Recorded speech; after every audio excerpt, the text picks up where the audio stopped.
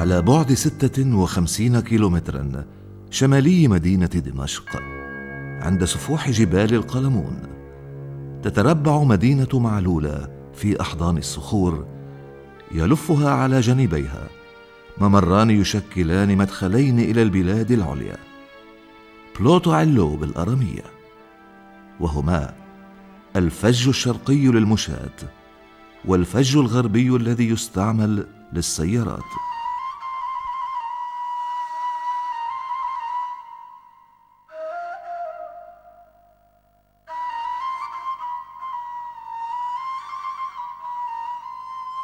من هنا يأتي معنى كلمة معلولة، المدخل بين مستويين عال ومنخفض. بين هذين الممرين تتكون هذه المدينة من بيوت متجاورة متعانقة تنحدر من رحم الصخور بشكل انسيابي إلى واحة من شجر المشمش والجوز الذي يعبر عن فصول السنة، كل بلونه الخاص. فتتوزع بين أرجاء معلولة الكنائس القديمة للقديسين الذين أوكلتهم بحمايتها، فنرى دير القديسة تقلا تلميذة القديس بولس الرسول يقع في قلب الفج الشرقي، كنيسة القديس لوانديوس، كنيسة القديس جاورجيوس، كنيسة النبي الياس الغيور، كنيسة القديسة بربارة، كنيسة القديس سابا، كنيسة القديس توما الرسول، كنيسة القديس شربين، كنيسة القديسين قزمة ودميانوس، ودير القديسين السوريين سركيس وباخس شفيعي بني غسان، الذي يقع فوق صخرة الفج الغربي. وتكتمل اللوحة الدينية مع المسجدين الحديثين ليرتفع الدعاء كاملا، وتوزع بركة القديسين وشفاعتهم على سكان معلولة وزوارها وكل من يطلب نعمة خاصة في هذا المكان المقدس.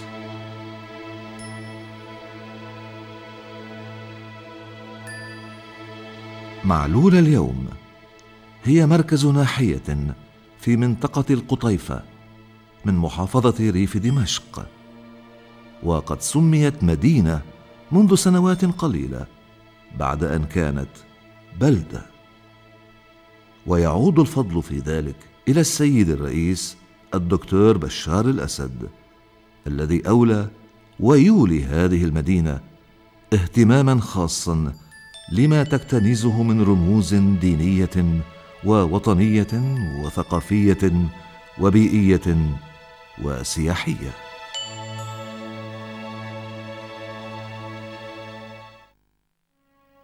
يقع دير القديسين سركيس وباخس فوق صخرة الفج الغربي، وهو يتبع منذ عام 1732 إلى الرهبانية الباسيلية المخلصية في بطريركية الروم الكاثوليك الملكيين، ويؤمه الزوار والسواح والمؤمنون من جميع أنحاء العالم. استشهد القديسان سركيس وباخس حوالي عام 297 ميلادي في عهد الإمبراطور ماكسيميانوس في مدينة الرصافة شرقي حلب، بعد أن رفضا السجود للآلهة الوثنية. وقد كان سركيس ضابطا وباخس جنديا في الجيش الروماني، لذلك نفذ حكم الإعدام في باخس أولا في الأول من تشرين أول، ثم أعدم سركيس في السابع منه. وتقول بعض التقاليد إن باخس كان يتراءى طيلة الأسبوع لسركيس يشجعه أمام حكم الإعدام لكي يقبل الشهادة، وهكذا مثلما كانا رفيقين في الجيش كانا رفيقين في الاستشهاد. لهذا السبب تعيد الكنيسة لهذين الشهيدين في يوم واحد هو 7 من تشرين أول. كان القديس سركيس من مدينة الرصافة نفسها، أما القديس باخوس فكان من مسكنة حلب. وبعد قرون سميت الرصافة سيرجيوبوليس، أي مدينة سركيس، وذلك بعد بناء كنيسة لهما ووضع رفات القديسين فيها. وقد بنى لهما الغساسنة كاتدرائية على اسميهما في عاصمتهم بصرى الشام، وكانت صورتهما على راية هؤلاء العرب المسيحيين باعتبارهما شفيعين لهم. بنيت كنائس كثيرة على اسم هذين القديسين. هناك 123 كنيسة في لبنان فقط، وتحتفظ كنيستهما في صدد بالقرب من حمص بذخيرة إصبع القديس سركيس حتى اليوم.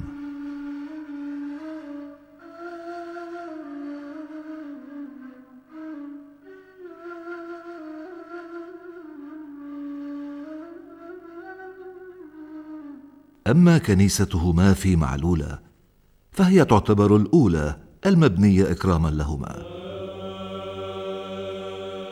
كنيسة من القرن الميلادي الرابع، بنيت بعد السماح بالحرية الدينية الذي أقره الإمبراطور قسطنطين الكبير بمنشور ميلانو عام 313.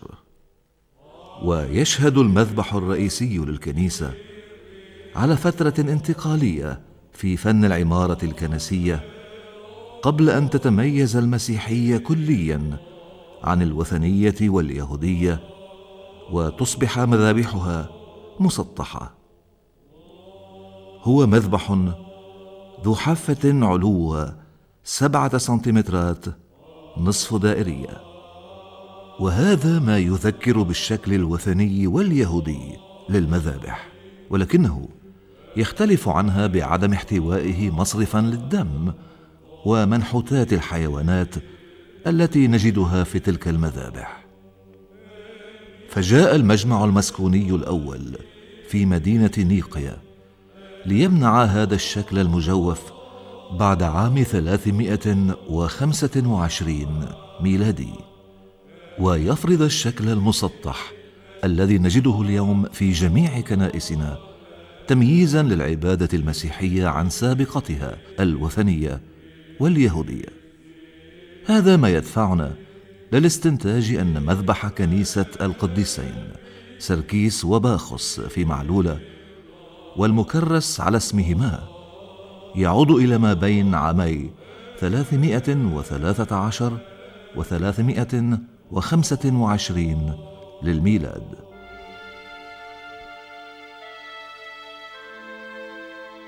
أما ما قبل القرن الرابع فقد كان هناك أنقاض معبد وثني للإله أبولون يعود إلى القرن الثالث قبل المسيح. بنيت الكنيسة على هذه الأنقاض واستعملت الحجارة نفسها، ومنها بعض تيجان العواميد الأيونية التي تتوزع في الجدران بدون أي تنظيم كباقي الحجارة التي تعود كلها إلى هذا المعبد. نرى في الجهة الخلفية من الكنيسة جزءا محفورا في الصخر مع باب صغير كان يشكل مدخلا للمعبد. فوق القناطر في الكنيسة توجد عوارض خشبية يفوق عمرها وبحسب التحاليل بالكربون المشع 1800 عام، وهي من خشب الأرز. نلاحظ الخشب ذاته في الباب القديم المحفوظ في متحف الدير.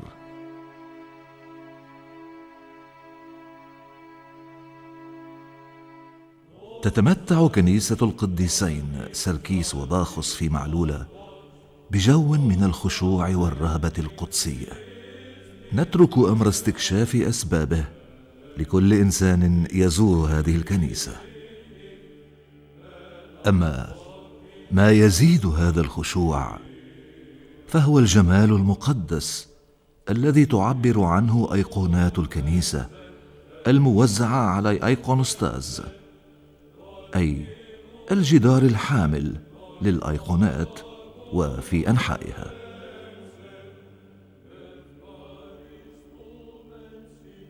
تتوسط أيقونات ميخائيل الكريتي هذا الأيقونوستاز مع أيقونة القديسة تقلا الموجودة على العمود اليساري، فنرى في الأعلى السيد المسيح المصلوب، وإلى جانبيه الرسل والإنجيليين 6 من كل جانب، وتعود إلى عام 1818.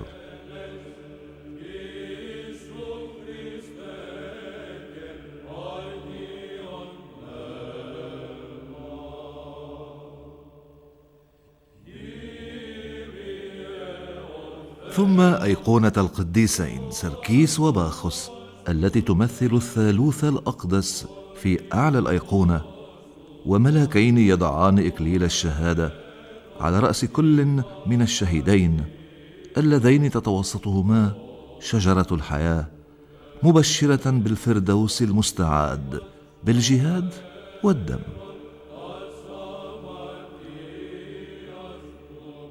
على يمين الباب الملوكي أيقونة السيد المسيح ملك الملوك والكاهن الأعظم، يلبس البطرشيل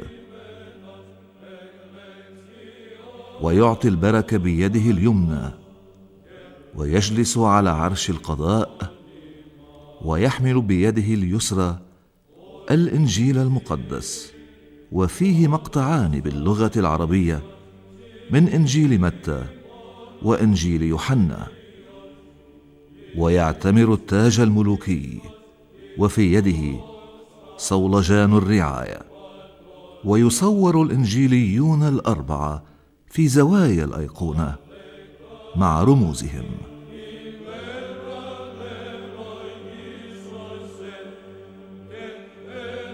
على يسار الباب الملوكي أيقونة العذراء مريم والدة الإله، رجاء وشفيعة المسيحيين بحسب العنوان اليوناني، وهي تحمل الطفل يسوع بيد وتشير إليه باليد الأخرى. وفي الزوايا 4 من أنبياء العهد القديم الذين حسب آباء الكنيسة أنبأوا عن العذراء بشكل أو بآخر، وهم موسى وداود ويسى وزكريا. وهذه الأيقونات الثلاث تعود إلى عام 1813. أما أيقونة القديسة تقلا فإنها تعود إلى عام 1820. ويبرز استعمال ميخائيل الكريتي نموذج البروكار الدمشقي في الثياب، لأنه عاش في دمشق بين عام 1809 و 1821. بجانب أيقونة القديسة تقلا توجد أيقونة القديس يوحنا المعمدان واضعا رجلا على أخرى، أي أنه بعد تعميده للسيد المسيح وإعلانه للعالم انتهى من تأدية رسالته فحقت له الراحة. يشير بإصبعه إلى المسيح المقبل ليعتمد عن يده قائلا لتلميذيه: ها هو ذا حمل الله، ونرى الحمل إلى جانبه. ومن العادات المسيحية القديمة وخصوصا في لبنان أن تقلى الزلابية، وهي عجين بشكل الإصبع، في ليلة عيد الغطاس في 6 من كانون الثاني، ما يرمز إلى إصبع القديس يوحنا المعمدان الذي يدل على المسيح. تعود هذه الأيقونة إلى عام 1778.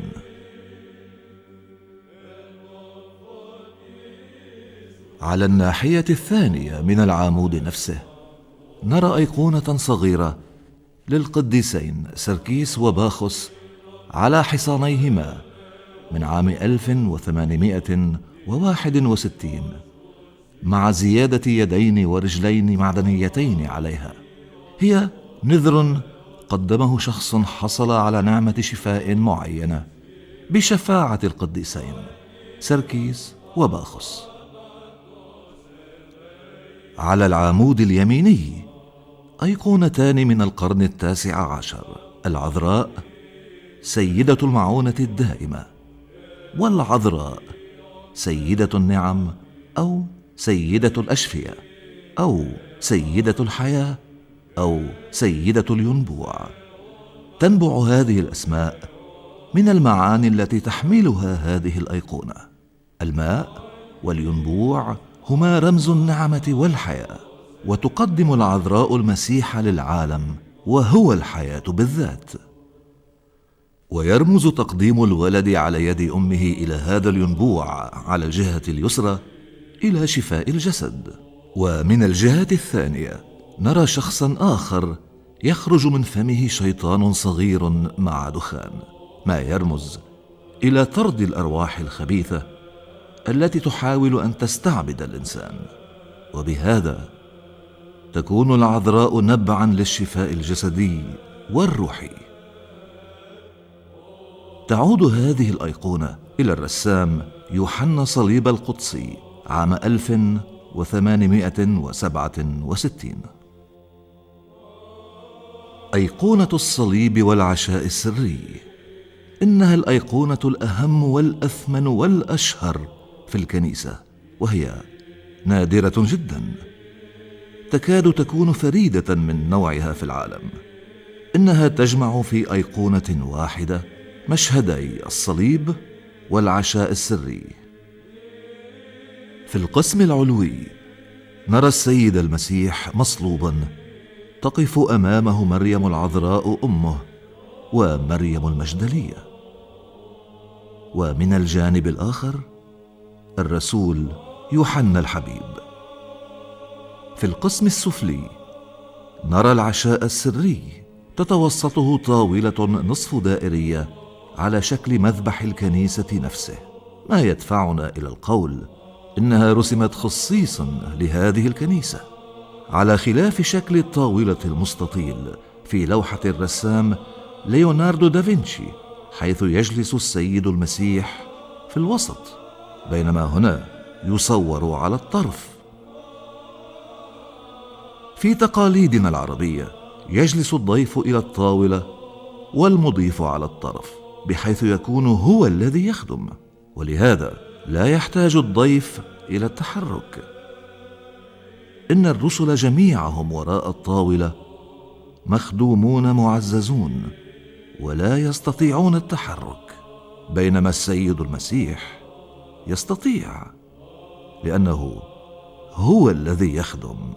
هكذا ابن الإنسان لم يأتي ليخدم، بل ليخدم ويفدي بنفسه جماعة الناس. متى الفصل 20 الآية 28. ولكنه يبقى أعلى منهم بدرجة. أنتم تدعونني المعلم والرب، وأصبتم فيما تقولون، فهكذا أنا. فإذا كنت أنا الرب والمعلم قد غسلت أقدامكم، فيجب عليكم أنتم أيضا أن يغسل بعضكم أقدام بعض. يوحنا الفصل 13 الآية 13. لأنه من أراد أن يكون كبيرا فيكم فليكن لكم خادما. متى الفصل 20 الآية 26. وقد أصبحت كلمة السيد المسيح هذا مثلا عربيا يقول: كبير القوم خادمهم. ونرى بين يدي السيد المسيح الرسول يوحنا الحبيب متكئا على صدره سائلا إياه عن الذي كان مزمعا أن يسلمه، فقال: هو الذي يغمس يده معي في الصحفة. متى فصل 26 الآية 23.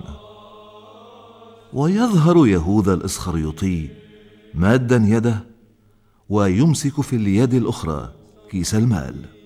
ونلاحظ أيضا أن يهوذا هو الوحيد الذي يصور جانبيا بعين واحدة، وهذا يخالف القواعد الأيقونوغرافية التي تصور الأشخاص حتى ولو جانبيا بكلا العينين، لأن الأيقونة تعتبر نافذة لقاء مع العالم الآخر، واللقاء يتم وجها لوجه بواسطة الشخصية كاملة، أي بكلا العينين. ولكن يهوذا لا يستطيع أن ينظر إلى عيوننا بعد خيانته للسيد، لهذا يطأطئ رأسه خجلا ومنزويا. وعلى خلف هذه الأيقونة نقرأ سنة تقديمتها، أي عام 1777. على الجهة الجنوبية من الأيقونوستاز نرى أيقونة السيد المسيح، وتعود إلى القرن 18.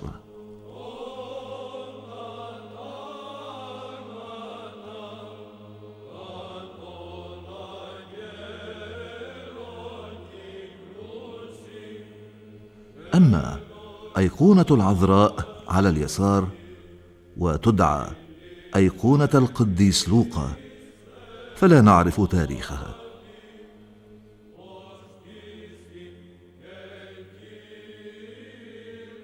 الحنية الجنوبية وفيها القربان المقدس للعبادة هي كابيلا للملاكين جبرائيل وميخائيل، مع أيقونة حديثة لهما من عام 1990. وقد استكمل المذبح على الشكل المجوف ذاته. أما العواميد التي يقوم عليها المذبح فتعود إلى المعبد الوثني ما قبل المسيح.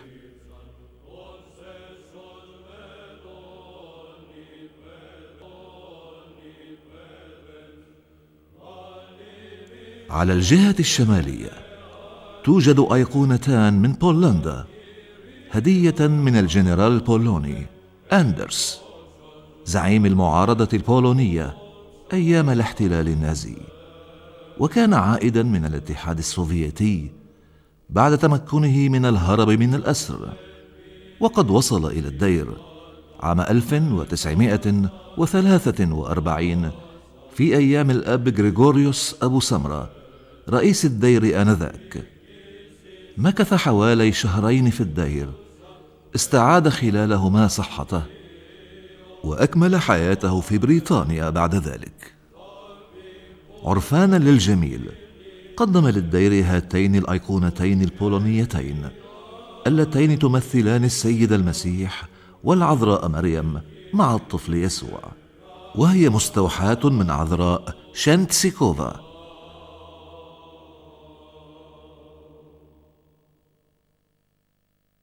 ويعود تاريخ هاتين الأيقونتين إلى القرن 17، وهما من الفن السلافي.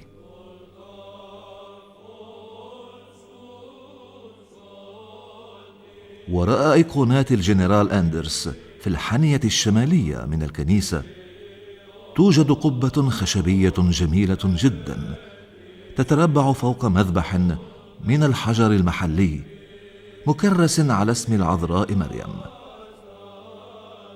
يكرر الشكل المجوف أيضا، لكنه مستطيل الشكل يرتكز على تاج عمود دوري.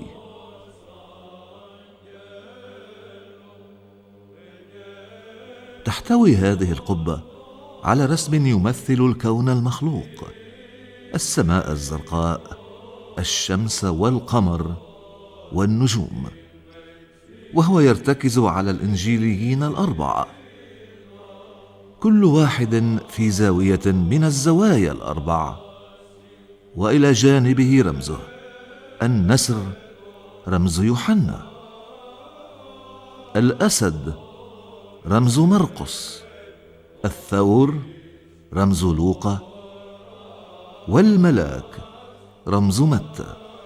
وهذا يعني أن الكون يقوم على كلمة الله التي تحفظه وتؤمن له الاستمرارية. وفي هذا الكون نرى المسيح يبارك من جهة، والعذراء مريم تصلي من الجهة الأخرى، والملائكة في جميع أنحاء هذا الكون. أما ما نراه في أعلى القبة من شعاع أبيض فهو رمز للروح القدس الذي يفتح هذا العالم المخلوق المحدود على عالم الله، ولا يدعه ينغلق على نفسه كما هو حال كل مخلوق، بل يعطيه بعدا آخر لكي يتخطى ذاته. ونستطيع القول أيضا إننا إذ نصلي نمثل الكون كله لأداء الشكر والتسبيح لله، ونصلي مع العذراء مريم والملائكة والقديسين لكي نرفع لله التمجيد والشكر باسمنا وباسم الكون كله. رسمت هذه القبة في مكانها عام 1824. يبقى لنا ذكر الأيقونة الأقدم في الكنيسة، وهي تمثل القديسين سركيس وباخوس على حصانين، الواحد بجانب الآخر لا وجها لوجه، كما في أيقونة ميخائيل الكريتي. يقدر تاريخها بين القرنين 13 و15. يبقى أن نقول كلمة عن قبة الكنيسة المثمنة الأضلاع. والمثمن رمز مسيحي قديم يستعمل عادة في شكل أجران المعمودية، ويرمز إلى اليوم الثامن الذي لا ينتمي إلى هذا العالم، بل هو يوم القيامة الذي ينتمي إلى العالم الآخر. والمعمودية هي الموت والقيامة مع المسيح. أما من جهة فن العمارة فقد بين المهندس المعماري أليساندرو دي بناردي من أعمال صقلية الإيطالية أن محور القبة باتجاه الشرق يؤلف زاوية 0 درجة مع شعاع الشمس الشارقة صباح 24 من أيلول، وأن محور المذبح الأساسي يؤلف زاوية 0 درجة مع شعاع الشمس الشارقة صباح 7 من تشرين أول، أي أن القبة مكرسة على اسم القديسة تقلة التي نعيد لها في 24 من أيلول، والمذبح على اسم القديسين سركيس وباخوس اللذين نعيد لهما في 7 من تشرين أول. وقيمة الزاوية بين المحورين هي 6 درجات، وهي القيمة نفسها التي يشكلها موضع الشمس بين هذين اليومين. وهذا يعني أن الذين بنوا هذه الكنيسة جمعوا فيها منذ البدء شفعاء معلولة، القديسة تقلة والقديسين سركيس وباخوس، إلى جانب القديسين الآخرين.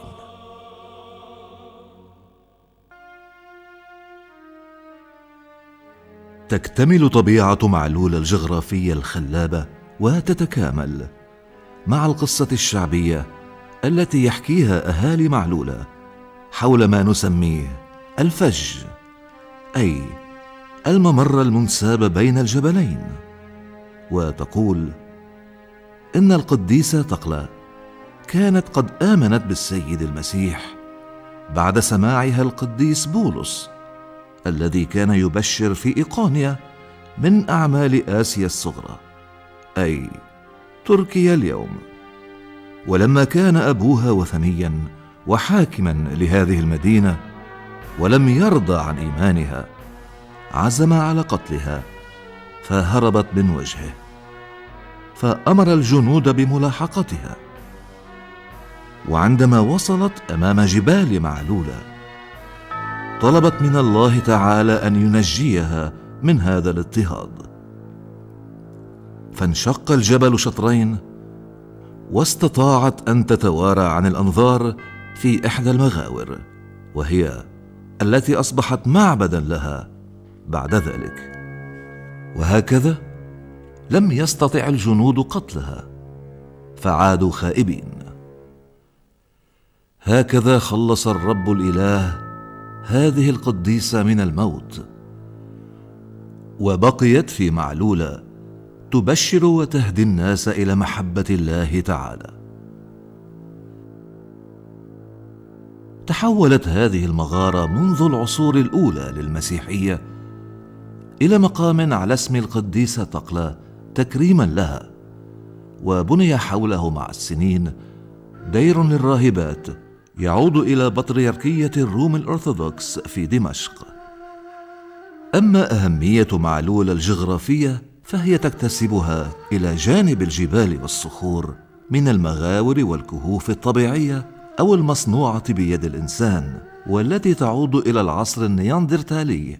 منها ما كان يستعمل بيوتا للسكن، ومنها ما كان معابد. ومغارة الخور يوسف كما تدعى اليوم خير شاهد على ذلك، وهي معبد منذ عام 175 قبل الميلاد كما يستدل من الكتابة اليونانية فيها، وهذه ترجمتها. حفرت هذه المغارة لتكون مكانا للعبادة، وذلك في عهد فيليبون. تحول هذا المعبد الوثني إلى معبد مسيحي منذ أقدم العصور.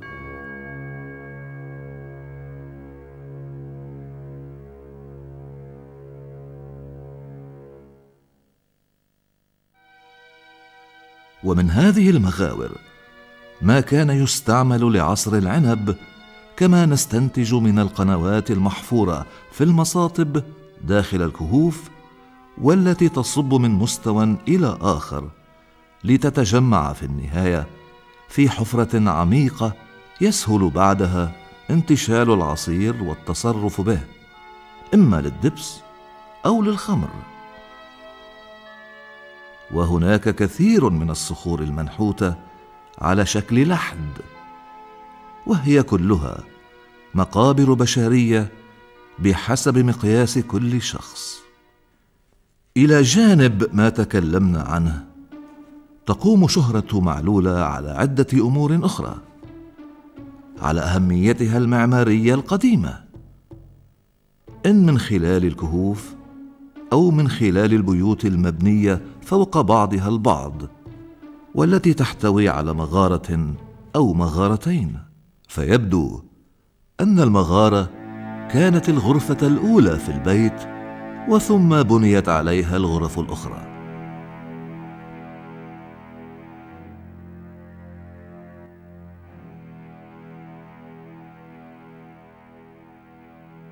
وتقوم أيضاً على أهميتها الجغرافية. تتمتع معلولة بالهواء العليل والطقس الجميل والمناظر الجبلية الخلابة والعجيبة والمخيفة بعض المرات، وهذا ما يضفي عليها طبيعة ساحرة فريدة من نوعها. وهي ترتفع حوالي 1500 متر عن سطح البحر، وتقع في جبال القلمون عند السفوح الشرقية من سلسلة جبال لبنان الشرقية، ولهذا فهي ترتدي عدة مرات في السنة ثوبها الثلجي رمز النقاوة والنعمة.